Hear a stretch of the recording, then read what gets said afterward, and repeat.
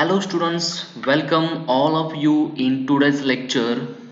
Students, in last lecture we have started the topic moment of inertia. Okay, in last lecture we have discussed about the moment of inertia, that is definition of moment of inertia, or how moment of inertia is developed, how we can calculate the moment of inertia. Okay, now today we are going to discuss about the moment of inertia of the plane figures, that is the formulae of the EMI, that is moment of inertia of different plane figures. For example, rectangle, circle, triangular, hollow rectangle section, hollow circular section, etc. Okay, now today we are going to discuss about the formulas of EMI, okay, for different plane section. First, we are going to discuss about the MI of rectangular section. The formula for rectangular section, Ix is equal to BD cube by 12. Okay, means if we take the moment of inertia about this x-axis, okay, this is a rectangular section, okay, having width b, small b is the width of that rectangular section, and d is the total depth of the rectangular section.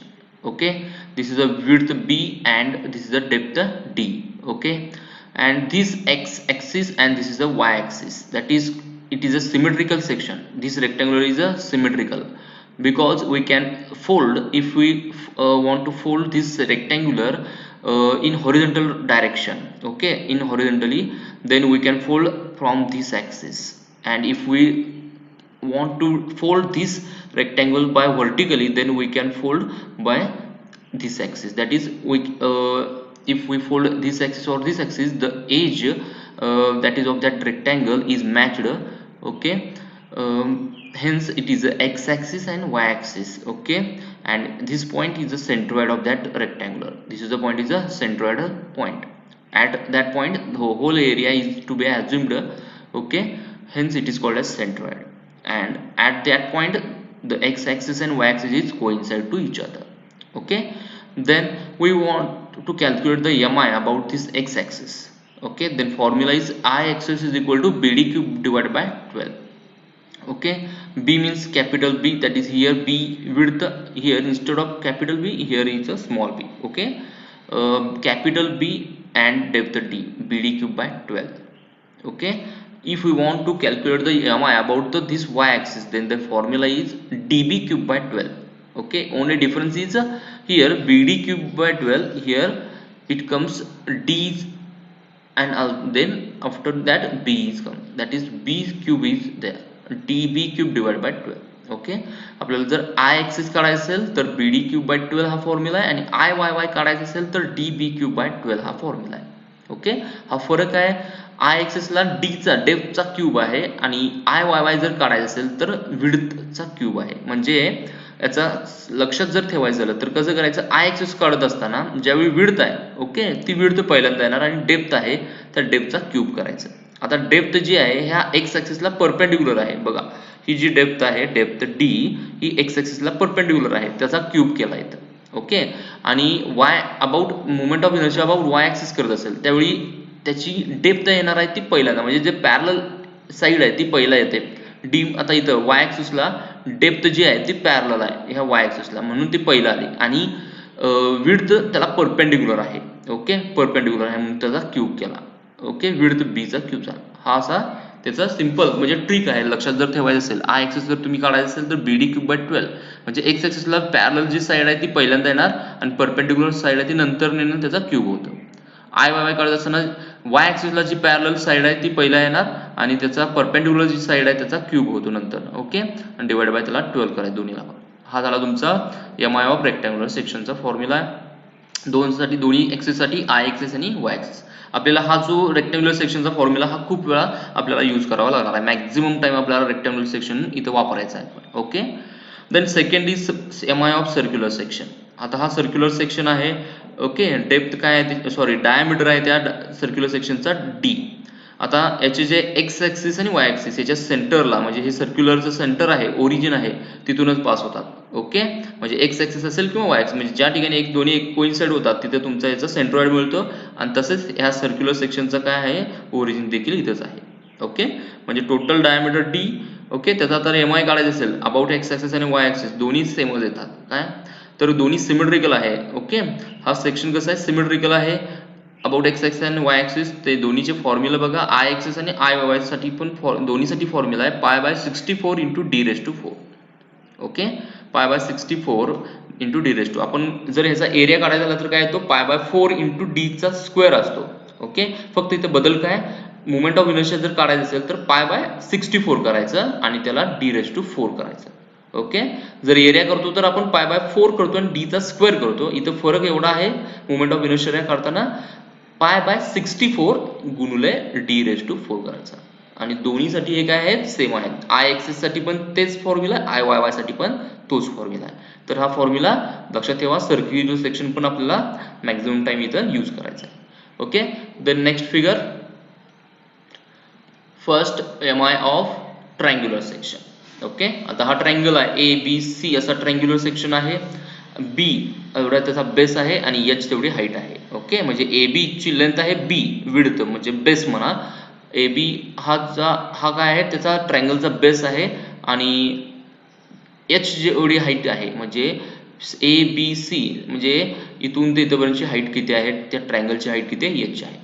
Okay, तर तुम्हाला याचा ट्रायंगलचा तुम्ही आता आपण AME मध्ये ज्यावेळी ट्रायंगलचं centroid आपण बघतो तर त्याचा सेंट्रॉइड कुठं असतो, त्याच्या बेस पासून h/3 वरती इथं सेंट्रॉइड असतो.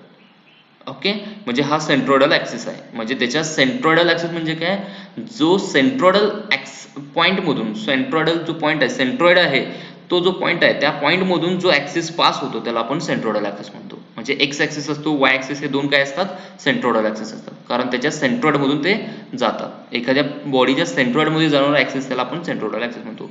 आता हा एक्स ऍक्सिस आहे, ह्या सेंट्रॉइडल ऍक्सिस मध्ये जातो. ओके, तर हा सेंट्रॉइडल ऍक्सिस आहे. नंतर हा एक ऍक्सिस दिलेला आहे, हा ॲपेक्स आहे. आता हा सी पॉइंट म्हणजे काय, या ट्रायंगलचा ॲपेक्स आहे. ओके, तर हा ॲपेक्स म्हणजे या ॲपेक्स मधून पास होणारा एक ऍक्सिस इथं घेतलेला आहे. पी क्यू ऍक्सिस आहे, तो कुठून पास होतो, ह्या ॲपेक्स मधून म्हणजे ह्या ट्रायंगलचा ॲपेक्स पॉइंट जो आहे त्याच्यामधून आहे. ओके, तर आपण याचे 3 फॉर्म्युले आहेत ट्रायंगलसाठी. एक सेंट्रॉइडल ऍक्सिस साठी जो आहे तो एक म्हणजे आय एक्स एक्स, त्यानंतर त्याच्या बेसला म्हणजे हा ट्रायंगलच्या बेसमधून जो ऍक्सिस पास होईल, समजा आता हा ऍक्सिस असेल, इथून जो ऍक्सिस पास होणार आहे त्याच्या बेसमधून ट्रायंगलच्या, तर त्या बेसला त्या रेक्टँगलचा किती मोमेंट ऑफ इनर्शिया येतो तो आपल्याला बघायचा आहे. आणि या ॲपेक्सला किती रेक्टँग्युलर सेक्शन म्हणजे हा जो ट्रायंगल आहे त्याच्या ॲपेक्सला किती मोमेंट ऑफ इनर्शिया येतो आपल्याला बघायचा. असे 3 फॉर्म्युले आहेत. तर पहिला फॉर्म्युला आहे आय एक्स एक्स म्हणजे moment of inertia about X axis, म्हणजे सेंट्रॉइडल ऍक्सिस म्हणून जाणारा ऍक्सिस आहे, त्या ऍक्सिसला मोमेंट ऑफ इनर्शिया. त्याची फॉर्म्युला काय आहे B H cube by 36. B म्हणजे बेस, एच म्हणजे हाईट. ओके, म्हणजे same B D cube by 12 कसं असतं तसं इथं या ऍक्सिसला पॅरल साईड कुठली आहे बी, बेस आहे म्हणून ती पहिला घेतलं, आणि एच म्हणजे हाईट आहे त्याला परपेंडिक्युलर आहे म्हणजे बी एच क्यूब बाय, तिथं फक्त काय केलं डिवाइड बाय 36 केले. हा तुमचा फॉर्म्युला आहे आय एक्सिस. ओके, तर स्टुडंट्स हे जे फॉर्म्युले आहेत हे तुम्हाला डायरेक्टली दिलेले आहेत. याचे डेरिव्हेशन्स आहेत काही, म्हणजे फॉर्म्युला तयार होण्या अगोदर काही डेरिव्हेशन्स आहेत, आपल्याला ते गरजेचे नाही आहेत, फक्त आपल्याला फॉर्म्युले गरजेचे आहेत. ओके, आय ऍक्सिसचा फॉर्म्युला काय इथं ट्रायंग्युलर सेक्शन ह्या सेंट्रॉइडल ऍक्सिसचा, तर बी एच क्यूब बाय 36. समजा आपण मोमेंट ऑफ इनर्शिया त्याच्या बेसला आय ए बी हा बेस आहे या ऍक्सिसला घ्यायचा आहे, म्हणजे ए बी या ऍक्सिस मधून किंवा या बेस मधून जर तुमचा ऍक्सिस जर पास होत असेल आणि त्या ऍक्सिसला जर मोमेंट ऑफ इनर्शिया घ्यायचं असेल तर फॉर्म्युला आहे I A B. Okay, moment of inertia about A B axis is equal to B H cube by 12 formula. म्हणजे इथं 36 होतं सेंट्रोइडल ऍक्सिसला, बेसला किती आहे फक्त डिवाइडेड बाय 12 करायचं, म्हणजे बी एच क्यूब हे कॉमन राहणार, B H cube divide by 12. Okay, आणि आय पी क्यू किती होईल, आय पी क्यू म्हणजे काय पी क्यू ऍक्सिस कुठं आहे त्याच्या ॲपेक्स मधून आहे, ॲपेक्स मधून गेलेला ऍक्सिस पी क्यू, त्याच्या मोमेंट ऑफ इनर्शिया घेतलं तर किती येतो फॉर्म्युला त्याचा बी एच क्यूब बाय 4. ओके, तिन्ही फॉर्म्युल्यामध्ये जर तुम्ही बघितला तर त्याची न्यूमरेटर जो आहे तो सेम आहे बी एच क्यूब बी एच क्यूब बी एच क्यूब, फक्त त्याचा डिनॉमिनेटर आहे इथे 36 आहे आय ऍक्सिस साठी, आय ए बी साठी 12 आहे आणि आय पी क्यू साठी फक्त काय झालाय 4 झालेला आहे. ओके, तर एवढं लक्षात ठेवा, हे 3 फॉर्म्युले आहेत या ट्रायंगल साठी आपल्याला लागतात. ॲपेक्स साठी हा फॉर्म्युला लागतो, हा बेस साठी, आणि हा सेंट्रोइडल ऍक्सिस एक्स एक्स साठी हा फॉर्म्युला लागतो. ओके ओके, तर आपण जर M I of the semi circular section साठी घ्यायचं असेल तर फॉर्म्युला आहे M I of semi circular section. Formula is त्यासाठी आय एक्सेसचा फॉर्म्युला आहे 0.11 इंटू आर रेस टू 4 आणि आय वाय वायचा फॉर्म्युला आहे pi D raise to 4 divide by 128. Okay, आता हा सेमी सर्कल आहे. ओके, सेमी सर्कल म्हणजे काय, सर्क्युलर पार्ट आहे, सर्कल जो असतो त्याचा हाफ सेक्शन. ओके ओके, तर आता हा एक्स ॲक्सिस आणि वाय ॲक्सिस आहे. आता हा तुमचा ओरिजिन पॉईंटचा जो सेमी सर्कलचा हा ओरिजिन पॉईंट आहे. ठीक आहे, सेमी सर्कल म्हणा किंवा सर्कल, त्याचा ओरिजिन म्हणजे आपण इथं इथून हा पॉईंट धरून आपण सर्कल ड्रॉ करतो. तर इथून हा तुमचा हा वाय ॲक्सिस इथं पास होतो, एवढा असेल ते त्याचा रेडियस असेल. तर या ॲक्सिस वरती म्हणजे इथून हा तुमचा वाय ॲक्सिस झाला, तर या ॲक्सिस वरती या बेस पासून 4r/3π वरती हा एक्स ॲक्सिस येतो, म्हणजे याचा सेंट्रॉइड येतो.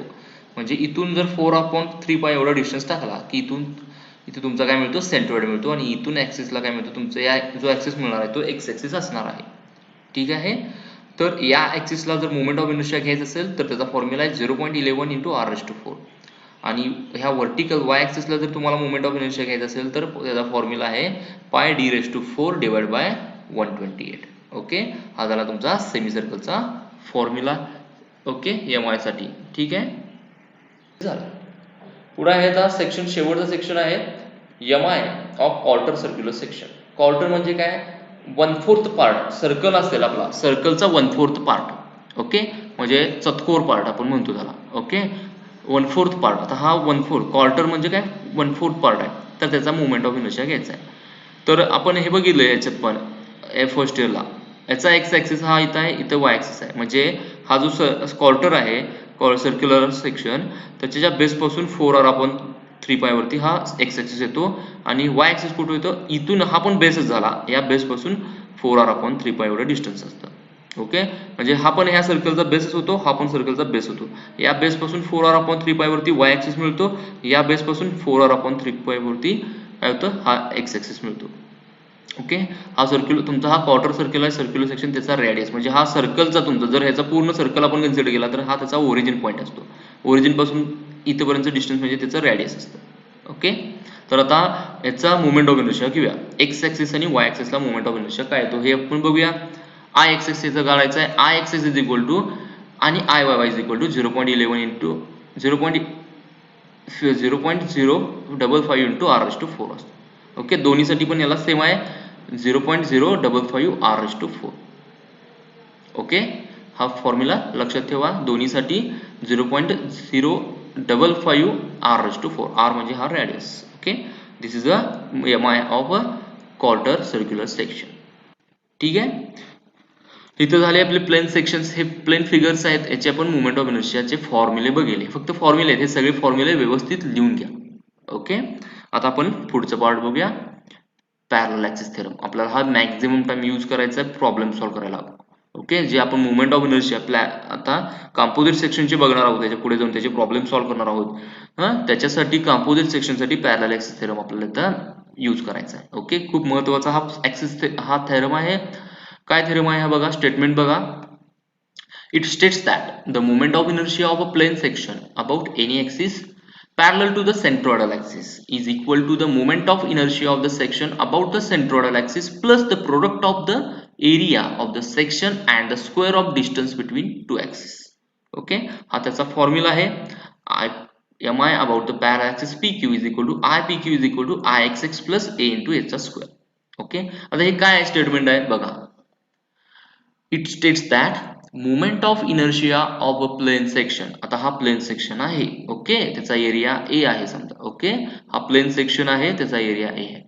Moment of inertia of a plane section about any axis parallel to the centroidal axis. म्हणजे आपला हा जो प्लेन सेक्शन आहे, या प्लेन सेक्शनचा मोमेंट ऑफ इनर्शिया काढायचा आहे.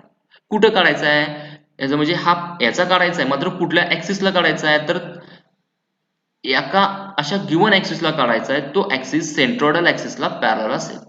म्हणजे हा गिवन ॲक्सिस आहे तुमचा. ओके, अबाउट एनी ॲक्सिस किंवा एनी गिवन ॲक्सिस, हा तुमचा एखादा ॲक्सिस पर्टिक्युलर दिलाय आणि तो ॲक्सिस हा या प्लेन जो आहे, या प्लेनचा सेंट्रोइडल ॲक्सिस आहे, त्याला पॅरलल आहे. ओके, म्हणजे तुम्ही इथं बघू शकताय, हा जो तुमचा प्लेन एरिया आहे त्याच्या सेंट्रोइड मधून जाणारा हा सेंट्रोइडल ॲक्सिस एक्स ॲक्सिस आहे. हा कसा आहे, पॅरलल आहे, हॉरिझॉन्टल आहे. हॉरिझॉन्टल आहे. आता या ॲक्सिसला पॅरलल ॲक्सिस एक दिलाय त्यांनी, गिवन ॲक्सिस. हा ॲक्सिसचं नाव आहे पी क्यू. म्हणजे या ॲक्सिसला हा पी क्यू ॲक्सिस पॅरलल आहे. ठीक आहे. तर ह्या सेक्शनला किंवा ह्या ऍक्सिसला आपल्याला काय करायचं आहे, मोमेंट ऑफ इनर्शिया काढायचा आहे. ओके, कशाचा काढायचा आहे, कुठल्या सेक्शनचा, तर या इरेग्युलर प्लेन सेक्शनचा काढायचा आहे. कुठल्या ऍक्सिसला, पीक्यू ऍक्सिसला. ओके, हा पॅरलल आहे सेंट्रोइडल ऍक्सिसला. Okay, the moment of inertia of a plane section about any axis parallel to the centroidal axis is equal to, आता हे कसं काढायचं, equal to the moment of inertia of the section about centroidal axis. Okay, हा जो section आहे त्याचा moment of inertia घ्यायचा, कुठं घ्यायचा, त्याच्या centroidal ऍक्सिसला, plus product of the area of the section. Okay, इथं प्लस करायचं आहे, प्लस प्रोडक्ट म्हणजे गुणाकार, कुणाचा गुणाकार, एरिया ऑफ द सेक्शन म्हणजे ह्या सेक्शनचा area A and the square of the distance between two axis, म्हणजे हा एरिया गुणले square of distance between two axis, म्हणजे हा जो सेंट्रोइडल ऍक्सिस आहे आणि हा पीक्यू ऍक्सिस आहे, या दोन्ही ऍक्सिस मधला जो डिस्टन्स आहे याची त्याचा स्क्वेअर करायचा. ओके, इथं फॉर्म्युला आहे बघा. Moment of inertia about any axis म्हणजे पीक्यू ऍक्सिस हा पॅरलल आहे एक्स ऍक्सिसला is equal to moment of inertia about the centroidal axis of that plane section, म्हणजे हा प्लेन सेक्शन आहे त्याचा सेंट्रोइडल ऍक्सिस, त्याचा इथं मोमेंट ऑफ इनर्शिया काढायचा, म्हणजे आय एक्स एक्स प्लस या प्लेन सेक्शनचा एरिया, प्रोडक्ट ऑफ या प्लेन सेक्शनचा एरिया इंटू ह्या दोन्ही ऍक्सिस मधलं डिस्टन्स आहे त्याचा स्क्वेअर, एच चा स्क्वेअर. ओके, म्हणजे हे जे दिलेलं आहे शब्दात ते इथं फक्त फॉर्म्युला, म्हणजे हा फॉर्म्युला तुम्ही लक्षात ठेवा, हे तुम्हाला लिहायला येतंय. ओके, आय पी क्यू म्हणजे काय, moment of inertia about given axis which is parallel to this centroidal axis is equal to I X X म्हणजे ह्या एरियाचा मोमेंट ऑफ इनर्शिया त्याच्या सेंट्रोइडल ऍक्सिसला, प्लस या एरियाचा एरिया गुणुले त्याच्या दोन्ही ऍक्सिस मधलं डिस्टन्सचा स्क्वेअर, ए इंटू एचा square. Okay, this is a parallel axis theorem. IPQ is equal to IXS plus A into H चा स्क्वेअर. ठीक आहे, हा झाला तुमचा पॅरलल ऍक्सिस थेरम. हा फॉर्म्युला सगळ्यात महत्वाचा आहे. IPQ is equal to IXX म्हणजे ह्या प्लेन सेक्शनचा मोमेंट ऑफ इनर्शिया त्याच्या centroidal ऍक्सिसला plus A into H चा स्क्वेअर, A into H चा स्क्वेअर. A म्हणजे कुठलं, तर ह्याचा एरिया, H म्हणजे कुठलं, तर ह्या दोघांमधलं डिस्टन्स आणि त्याचा स्क्वेअर. ओके, हा तुमचा इरेग्युलर शेप आहे, त्याच्यावेळी हा फॉर्म्युला येईल. हा आपण कुठेही कुठल्याही टाईपच्या शेपला आपण यूज करू शकतो. फॉर एक्झाम्पल रेक्टँग्युलर सेक्शन असेल समजा, मी एक काढतो आता, हा समजा एक रेक्टँग्युलर सेक्शन आहे असा. ओके, तर रेक्टँग्युलर सेक्शनचा सेंट्रॉइड आहे इथं, इथून त्याचा ऍक्सिस एक पास गेला, हा तुमचा एक्स ऍक्सिस आहे. ठीक आहे, हा तुमचा त्याचा सेंट्रोइडल ऍक्सिस म्हणजे त्याच्या सेंट्रॉइड, हा तुमचा ह्या रेक्टँगलचा सेंट्रॉइड आहे, हा या सेंट्रॉइड मधनं हा ऍक्सिस पास झाला, एक्स ऍक्सिस. ठीक आहे, आता एक आपल्याला कुठलाही ऍक्सिस दिलाय, समजा हा एक्स, इथं तुम्हाला एक ऍक्सिस दिला तुम्हाला. ओके, हा पी क्यू ऍक्सिस आहे, हा पी क्यू ऍक्सिस आहे. तर ह्या ऍक्सिसला तुम्हाला मोमेंट ऑफ इनर्शिया काढायचा आहे.